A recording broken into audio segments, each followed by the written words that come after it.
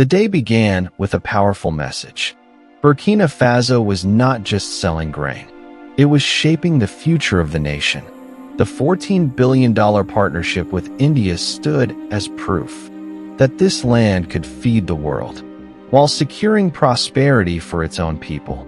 It was early morning when the news broke. The sun had just started to rise over Asia. Markets in New York and London were still waking up. Traders were sipping coffee, expecting a normal day. Then a single headline flashed across screens. Burkina Faso had signed a $14 billion agreement with India to export maize and sorghum for the next 10 years. 20 million metric tons of grain would move from African fields to Indian ports. For many, this was completely unexpected. Burkina Faso had never been seen as a major grain exporter. India, already a massive food producer, had rarely looked to West Africa for imports. So why this deal and why now? The questions filled newspapers, TV studios, and trading floors around the world. The response was instant. Within minutes, grain prices spiked. Commodity markets in Mumbai, Chicago, and London buzzed with nervous energy.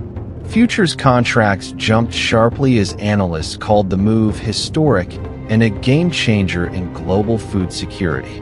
Exporters in South America and Eastern Europe, long dominant in supplying Asia, were suddenly alarmed.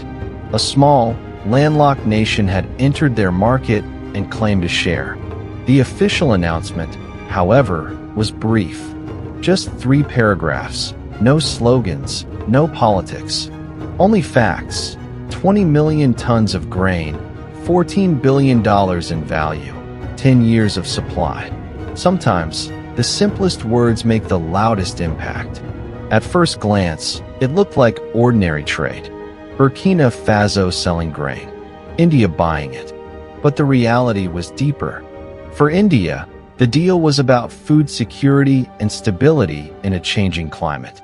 For Burkina Faso, it was about opportunity and global recognition as an emerging agricultural power.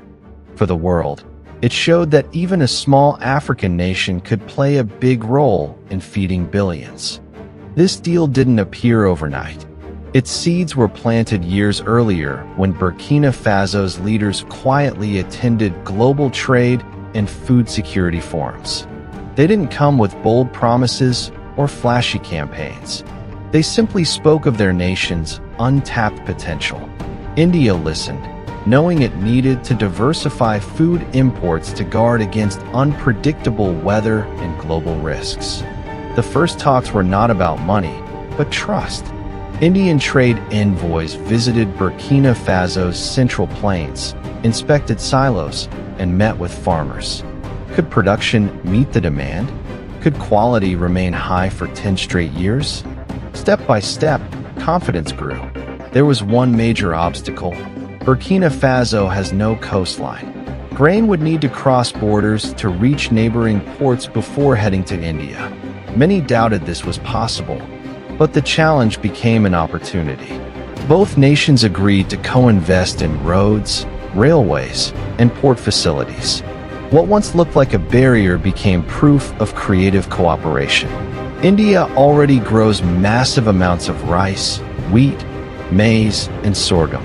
But climate shifts cause unpredictable harvests, some years overflow, others shortages. Burkina Faso's different rainfall patterns make it a natural insurance policy. When India faces a weak monsoon, West Africa may still have strong yields. This deal was also about politics.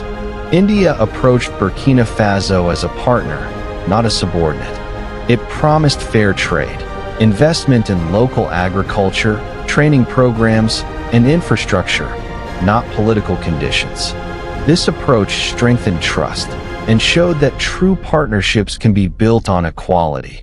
News of the deal inspired West Africa. Neighboring nations asked, if Burkina Faso can do it, why not us? Many began exploring similar opportunities to upgrade infrastructure and secure their own global trade agreements. Not everyone welcomed the move. Exporters in South America and Eastern Europe feared losing market share. Analysts predicted potential price wars. But many economists argued the deal would stabilize the global food system by spreading supply across more regions. One question in Burkina Faso was clear. If we export so much, will our people have enough to eat? The government addressed this by reserving a fixed share of production for domestic use and investing part of the revenue to support local food prices and irrigation projects. The deal also supports India's livestock and poultry industries. Sorghum is a key ingredient in animal feed. Securing long-term supplies helps keep everyday foods like milk, eggs, and meat affordable. India pledged to share modern farming technologies, from advanced irrigation to storage and training. These upgrades will help Burkina Faso improve yields and build a stronger agricultural sector that lasts beyond the 10-year deal. This $14 billion agreement is more than numbers. It is proof that smaller nations can rise as major players when they plan carefully, invest wisely, and build trust with the right partners. It also signals India's determination to secure its future and take bold steps in global trade. From quiet talks at trade forums to a headline that shook the world, this deal is a story of trust, vision, and bold thinking. For Burkina Faso, it is a statement. We are more than gold and cotton. We are a rising agricultural power. For India, it is a safeguard for its people and industries. For the world, it is a reminder that even the smallest nations can make a big impact in an interconnected future.